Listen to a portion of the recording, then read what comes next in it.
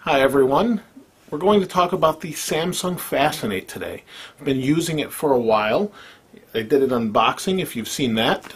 If you haven't, go check it out if you're interested in what comes in the box and kind of some first impressions.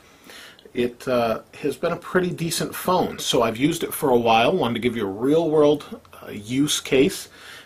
Have let some other people check it out and got their feedback. So let's go ahead and check out the specs.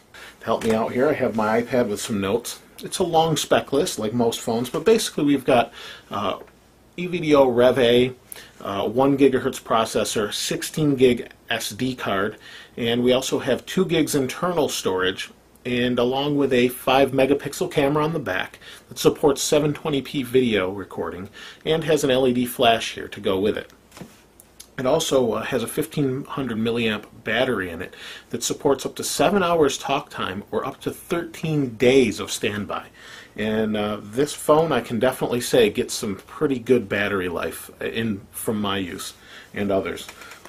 We also have a 480 by 800 pixel resolution display on a Super AMOLED screen, so it's a little bit better in sunlight than, say, the Droid Incredible.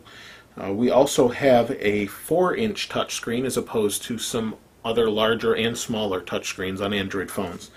The phone dimension-wise is just under 5 inches by 2.5 inches by under a ½ inch thick. So it's a pretty small phone and weighs just over 4 ounces. So it's a pretty light phone also.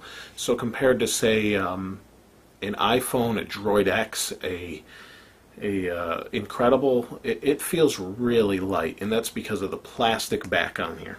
It does have some specific features to the Galaxy S, and that would be its own interface that's kind of got some own widgets that Samsung threw in that are pretty nice, but some other people don't like them. So we'll go into the pluses and minuses of those in just a moment.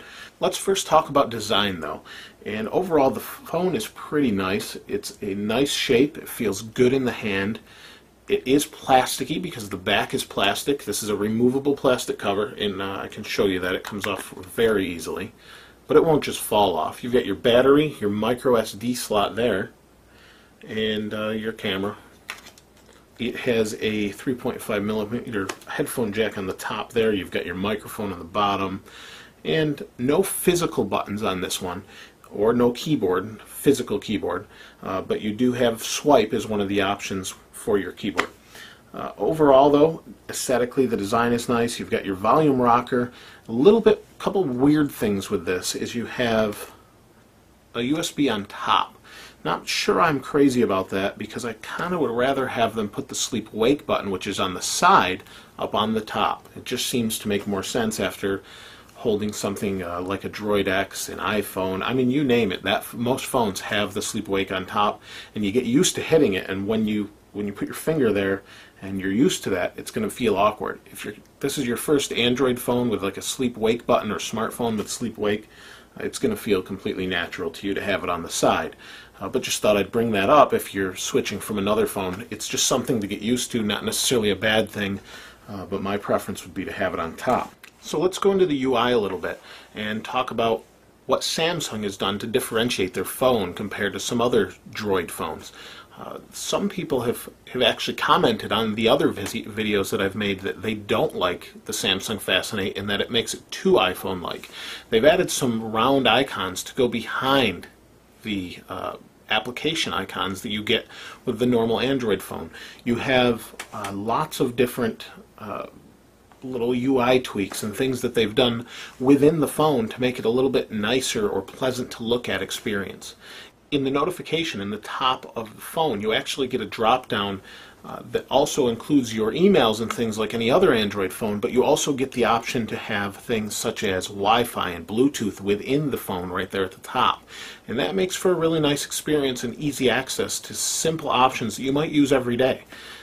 Maybe to conserve battery life, or you want to hook it up to your car, Bluetooth, or whatever, or a headset. You have that. When music is playing, you also have music displayed in the notification bar, which makes this really quite a nice experience. And why hadn't someone done that before, or thought of that before, as a stock add-on for the phone? The UI also includes Swipe that some other Android phones have, but it makes it really quick to type on once you get used to it. It takes a little bit of time, but it's really a nice experience once you've used it, and saves some time typing, and I don't know, overall I think it's a pretty cool idea. You do have some downsides to the interface though, with things such as the iPhone likeness to it.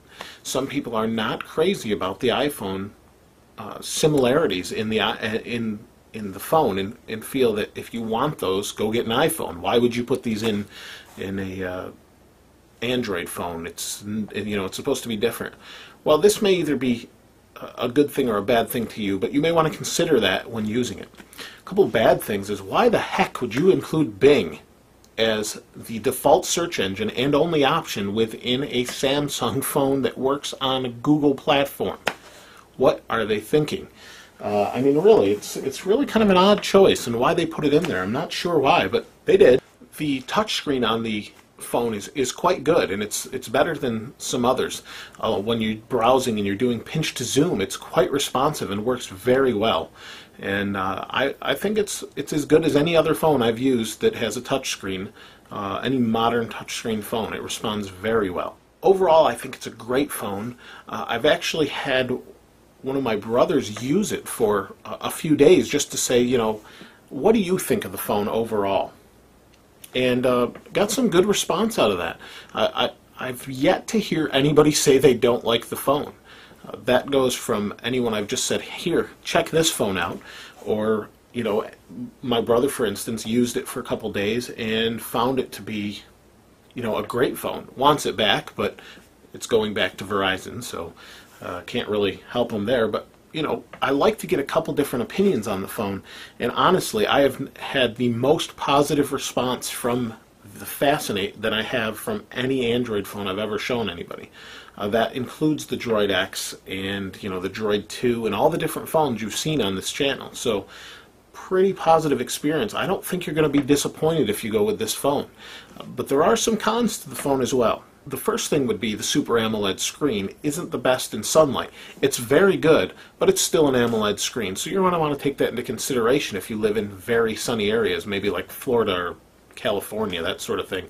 Where I'm at, it's not a problem. Upstate New York is like Seattle. There's clouds everywhere all the time. It's rainy, it's crappy weather, and fortunately for us, on the phone side, we can see our phones. One of the other cons would be the plastic of the phone.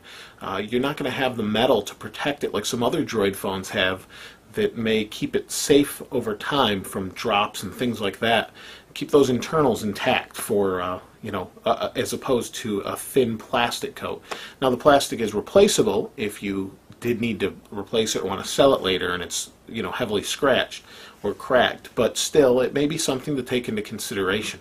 The final thing that's really kind of a letdown is the quality of the microphone on the video recordings. If you've seen the other video I did, I compared some cameras, 4 different phones actually, their video quality and audio quality, and the Fascinate takes pretty good video, but the microphone leaves something to be desired compared to some other phones. So you may want to take that into consideration if you are planning to buy the phone and take a lot of video with it. You may want to look elsewhere, as it's kind of disappointing. And check out the other video though and see if it's acceptable to you, where I compare them in different situations. The other thing I wanted to talk about is battery life. Battery life is great on this phone. Due to the Super AMOLED screen, it's really low power and seems to make the phone last a lot longer than your conventional phone. In my tests, I easily had it go over a day with a normal use. I wouldn't say super heavy use.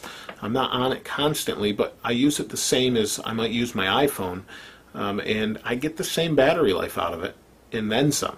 So it really goes easily 2 days for a lot of people. In the experience that I said I had let my brother use it, he easily got 2 days out of it without charging it. So that's definitely a plus for this phone. So there's really not a whole lot more we can go into here, but I think we've covered most of the points. Overall, it's a very good phone. Check it out and let me know what you think and what you decided to go with. This is Aaron. I'll see you next time, and thanks for watching.